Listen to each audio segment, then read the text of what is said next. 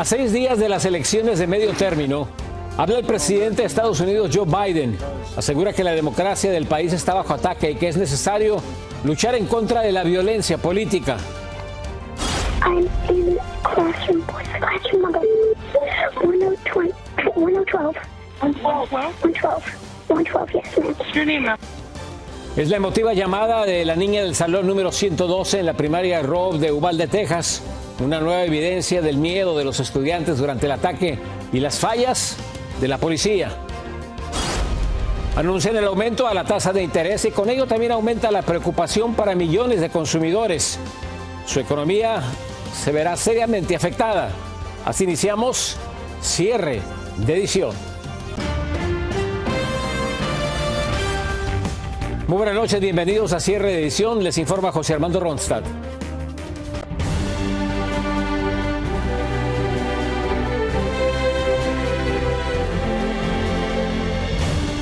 Estamos a menos de una semana de las cruciales elecciones de medio término y hoy el presidente Joe Biden ofreció un discurso con un mensaje en el que llama a defender la democracia.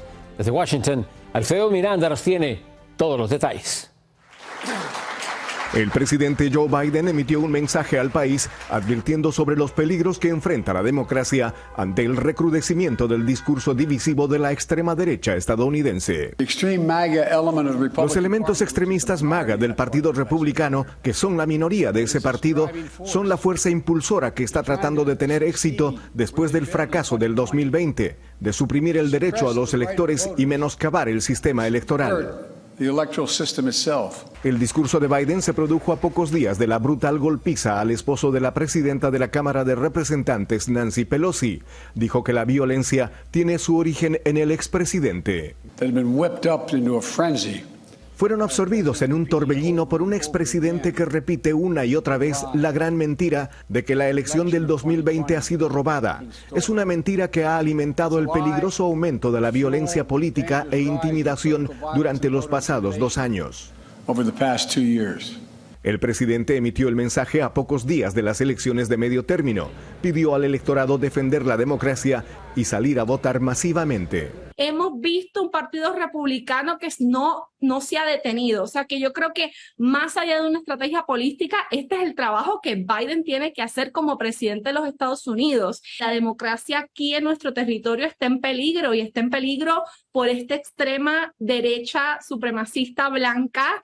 Biden también dijo que más de 300 candidatos del Partido Republicano no reconocen los resultados de la elección del 2020 y que si son elegidos representan una amenaza latente. Ha trascendido que los asesores de Biden esperaban presentar sus argumentos de campaña sobre la economía y la inflación, pero no pudieron ignorar la confluencia de oscuras conspiraciones que han puesto a prueba la estabilidad de la nación. Desde Washington, Alfredo Miranda, Noticias Estrella TV. En las próximas elecciones del 8 de noviembre hay un voto que podría ser clave. Es el de los latinos que inclinarían la balanza en estados cruciales como Arizona, Georgia, Nuevo México y Texas, ya que entre un 14 y 24% de indecisos aún no deciden a qué partido van a apoyar. La situación económica del país va a ser factor para determinar su voto. Esto de acuerdo a un reporte de Naleo y BSP Research, luego de semanas de sondeos. Y sale a la luz una llamada telefónica que hizo Chloe Torres, es una niña estudiante de 10 años de edad. Esta llamada la hizo al servicio de emergencia 911 durante la masacre de Uvalde, Texas. En su voz se siente el miedo al estar atrapada con el atacante, pero a pesar de sus súplicas, la ayuda demoró en llegar. Dayanis López está aquí con nosotros con el siguiente informe. Dayanis. José, el audio es verdaderamente desgarrador y es inexplicable cómo mientras la pequeña llamaba varias veces al 911 para pedir ayuda y describir la escena de terror que vivían dentro de las aulas, decenas de oficiales fuertemente armados que estaban a solo unos pasos de ellos, les tomó más de 40 minutos entrar y matar al agresor. Eran alrededor de las 12:10 p.m. cuando la operadora del 911 recibió la primera llamada de Chloe Torres, que se encontraba atrapada junto a un tirador, rodeada de compañeros y 2 maestras gravemente heridas o muriendo. Hello. I'm calling with the police. Are you okay? No, there's a school shooting. Okay, yes, ma'am. I have multiple units there. Are you with officers or are you barricaded somewhere? I'm in classroom, voice classroom.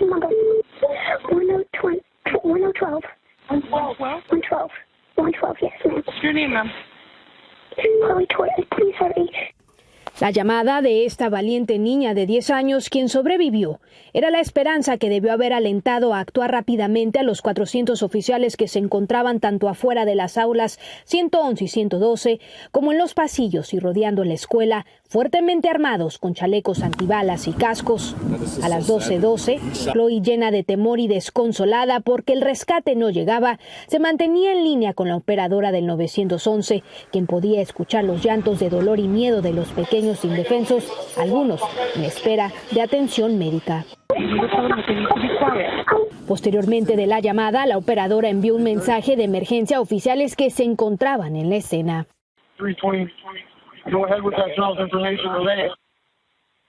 Officer Child is advising he is in the room full of victims at this moment. A pesar de esta valiosa información, no se activó el protocolo de tirador activo, por lo que ningún uniformado entró en ese momento a confrontar al tirador. En cambio, las cámaras corporales captaron cómo salían y entraban más oficiales armados, confundidos, desesperados por saber qué sucedía o por qué no llegaba la orden, aún sabiendo que había niños y maestras heridos del otro lado de la puerta. No, not here. No, sir. Here? The EMS in there already? No, sir. We have the shooter still in there. Yeah. He's in here. He's in here. Yeah. I'm just gonna stand right here. Be right. José, y esta nueva evidencia aviva la indignación y el dolor de los familiares de las víctimas que claman justicia y se suma a las decenas de videos y grabaciones existentes, entre esas la de Amery Jo Garza, quien recibió un disparo mientras pedía ayuda. Regreso contigo. Gracias por tu reportaje, Dayanis. En otra información, también han revelado el escalofriante video de un mortal tiroteo en el Centro Médico Methodist Dallas. Las imágenes muestran a los oficiales en el pasillo del hospital donde Néstor Hernández, de 30 años, presuntamente asesinó a 2 empleadas antes de que un agente lo hiriera. El sujeto cumplía libertad condicional, pero recibió permiso para visitar a su pareja que acababa de dar a luz y a la que golpeó acusándolo de haberlo engañado. El incidente ocurrió el pasado 22 de octubre. Nicolás Cruz, usted lo recuerda, es el asesino de Parkland en la Florida. Va a pasar el resto de sus días en la cárcel. Hoy fue oficialmente sentenciado, pero antes tuvo que escuchar nuevamente a las familias de sus víctimas. Desde Miami, Ronald Hacha nos tiene la información.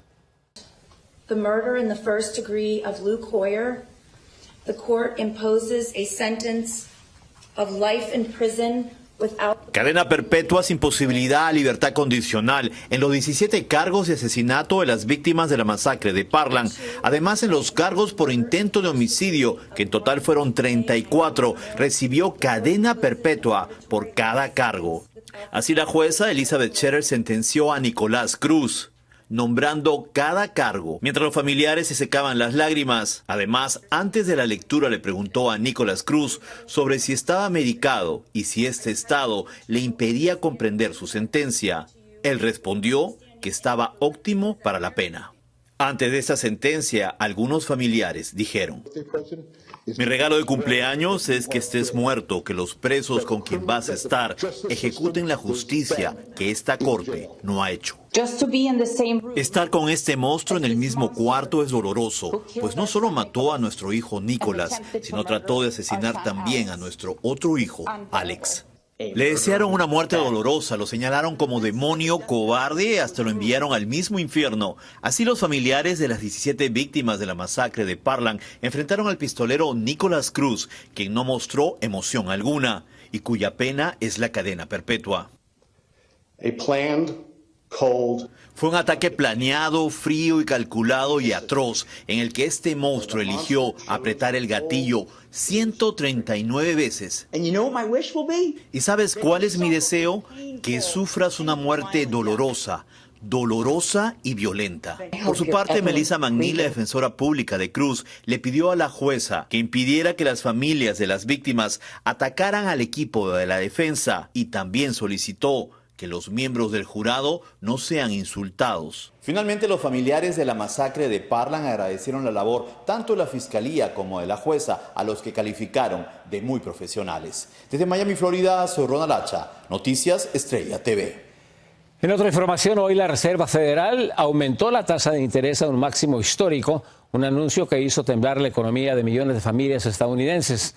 Desde Nueva York, Ángela González nos explica.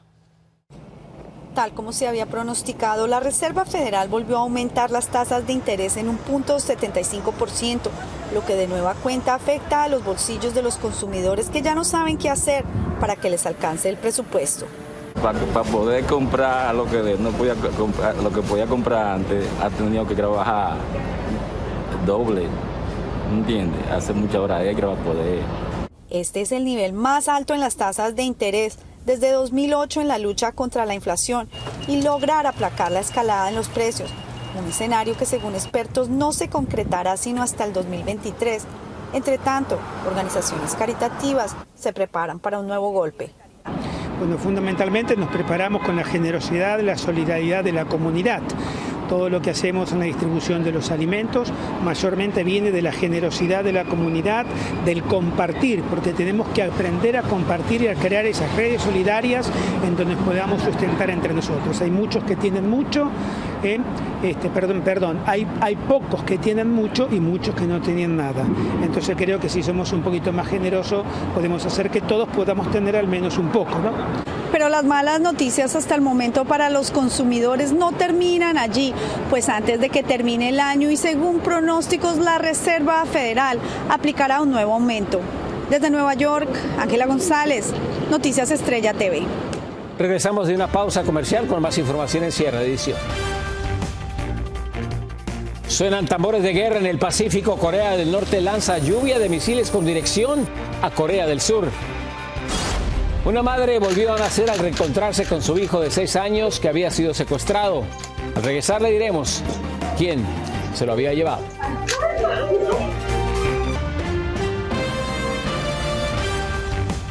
Aumenta el peligro de que se desate una guerra en el Pacífico por las continuas provocaciones por parte de Corea del Norte en contra de Corea del Sur.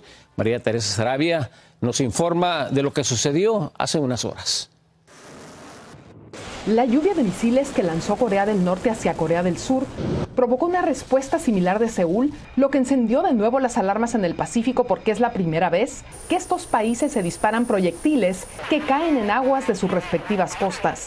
Uno de los cohetes cayó a menos de 60 kilómetros de la ciudad surcoreana de Sokcho, lo que el gobierno calificó como una inaceptable violación de su territorio y respondió con 3 misiles tierra-aire que aterrizaron a una distancia similar de la línea límite norte. Ese límite demarca el punto medio aproximado en el mar entre ambas Coreas, aunque la del norte nunca lo ha aceptado. Además, el líder norcoreano Kim Jong-un advirtió que Estados Unidos y Corea del Sur pagarían el precio más horrible de la historia si continuaban realizando ensayos militares conjuntos, lo que fue interpretado como una velada amenaza sobre el uso de armas nucleares. El aumento de la tensión en la península obligó al gobierno japonés a convocar a su Consejo de Seguridad, que analizó los lanzamientos y discutió cómo debe proceder ante el futuro si continúan las provocaciones norcoreanas. Incluso el primer ministro nipón consideró que Corea del Norte va a ser más proactivo con este tipo de pruebas a partir de ahora, sin descartar que pueda ser un ensayo nuclear, y afirmó que ante esa perspectiva, su gobierno seguirá trabajando estrechamente con Estados Unidos y Corea del Sur. En tanto, el ministro de Defensa japonés calificó las acciones de Corea del Norte como una amenaza a la paz y seguridad de su país, de la región y de la comunidad internacional. La tensión en la península se incrementó a niveles peligrosos porque desde principios de año Norcorea disparó más de 40 pruebas con misiles, desde armas supersónicas hasta los temidos proyectiles balísticos intercontinentales. Un ritmo nunca antes visto. María Teresa Sarabia, Noticias Estrella TV. Pasamos a información de Brasil, donde continúan los bloqueos carreteros de los partidarios del presidente Jair Bolsonaro, que no acepta aún su derrota. Fuerzas de seguridad enfrentaron a los inconformes esta mañana en por lo menos 150 de las principales vías del país, donde se vive un caos por la interrupción del tránsito de miles de vehículos.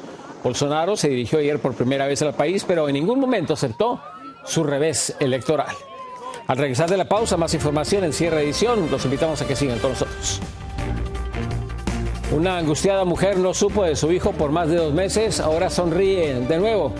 La historia al regresar.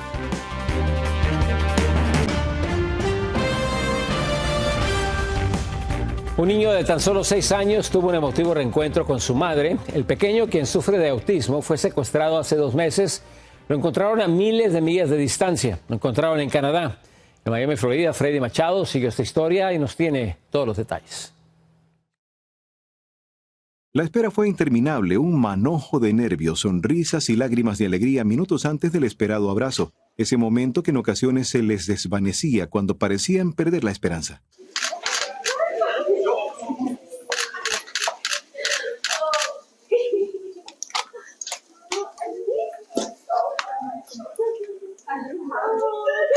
Después de ver que pasé mi cumpleaños sin el niño, perdí las esperanzas en un par de momentos, pero gracias al apoyo de mi familia, mis amistades, pude recuperarla otra vez. Janet cuenta cómo fue recibir la noticia, esa llamada que mantuvo sus ojos pegados al teléfono de día y en las largas noches. A todos empezamos a llorar, le di las gracias por salvar la vida de mi hijo. A la pregunta de cómo lo veía después de 2 meses y medio, respondió: Está flaquito. En medio de una avalancha de emociones que vive la familia, ahora lo más importante es que el niño regrese a su vida como era antes del secuestro. Queremos empezar otra vez a regresar a la rutina que tenía, porque es lo más importante para los niños con autismo, que regrese a su rutina. No hay más tiempo que perder y para eso... El terapista viene ya mañana para ver qué planes tenemos, qué ajustes tenemos que hacer con la terapia que está haciendo. En su inocencia, el pequeño Jorge Morales disfrutó del brillo de las luces y las cámaras de televisión que le rodeaban, sin saber exactamente qué estaba pasando. Incluso, es uno de los pocos que podemos decir que abordó un carro de policía en el asiento trasero con una emoción y alegría indescriptibles.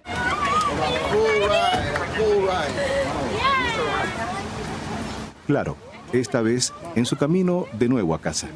El padre y abuela paterna quedaron bajo custodia de las autoridades canadienses mientras se resuelve su extradición a Estados Unidos para que enfrenten la justicia. Yo soy Freddy Machado para Cierre de Edición. Pasamos a información de México, donde decenas de migrantes venezolanos que llegan a la capital con las manos vacías no están solos. Sus compatriotas los están ayudando como pueden. Arturo Vega reporta desde la capital azteca. En las inmediaciones de la central de autobuses del norte, en la Ciudad de México, hay una fila de migrantes venezolanos. Niños, mujeres y hombres esperan con ansias lo que podría representar su única comida del día. Ahorita le van a servir unos perros calientes. Eduardo es fotógrafo documentalista. Desde el pasado 14 de octubre acude 2 veces por semana a la central de autobuses del norte para llevar comida a sus compatriotas. Ya literalmente tenemos un espacio designado para todos los venezolanos que venimos a brindar ayuda y refugio a todos los venezolanos que están acá pernoctando. Oriana Zapata ha viajado por 6 países desde que dejó su natal Venezuela por falta de oportunidades. Va acompañada de su esposo y 2 hijos. Su meta, como la de cientos de migrantes venezolanos varados en México, es llegar a Estados Unidos. Y nosotros no estamos en México porque queremos, sino porque la necesidad nos tocó y nos obligó a estar acá en este país. Por las mañanas, los migrantes esperan una llamada de sus familiares para saber si existe la posibilidad de recibir dinero y continuar su camino a Estados Unidos. No tenemos los recursos para comer, nada, y no nos da ninguna respuesta, pues aquí estamos durmiendo en el piso del terminal. Nos paran todos los días a las 5 de la mañana. Anoche poco más de 100 venezolanos lograron calmar el hambre gracias a Eduardo y al grupo de personas que voluntariamente ofrecen su tiempo y sus recursos sin esperar nada a cambio. Desde la Ciudad de México, Arturo Vega, Noticieros Estrella TV. El combate del gobierno de El Salvador en contra de las pandillas se extendió a los cementerios. Varios presos ayudaron a destruir las tumbas de miembros de una peligrosa banda para impedir que sus posibles admiradores acudan a presentarles sus llamados respetos. Docenas de sepulcros del cementerio La Libertad, en los que había grafiti alusivo a la Mara Salvatrucha o a la MS-13, quedaron prácticamente en ruinas. Después de la pausa, regresamos con más noticias. Sigan con nosotros. Visten de caballos por la noche de Halloween, pero no todos están contentos con el disfraz.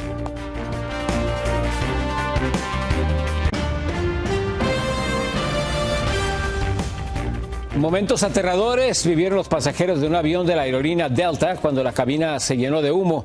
De acuerdo a informes, también se apagó un motor de la aeronave que despegó de Atlanta rumbo a Los Ángeles, California. El piloto tuvo que realizar un aterrizaje de emergencia en Albuquerque, Nuevo México. Al final, afortunadamente, nadie resultó herido. Y acusan oficiales de Ohio de haber disfrazado sus caballos como el Ku Klux Klan, pero en Halloween. Residentes se quejaron de que los caballos tenían puestas sábanas blancas con agujeros en los ojos, las orejas y la boca. El jefe de la policía del condado Lake defendió a sus agentes y dijo que solamente no trataban de ofender a nadie, sino que en realidad su intención fue vestir a los caballos como fantasmas. Muy buenas noches, gracias por acompañarnos. Esperamos contar con sintonía el día de mañana. Yo soy José Armando Ronstadt.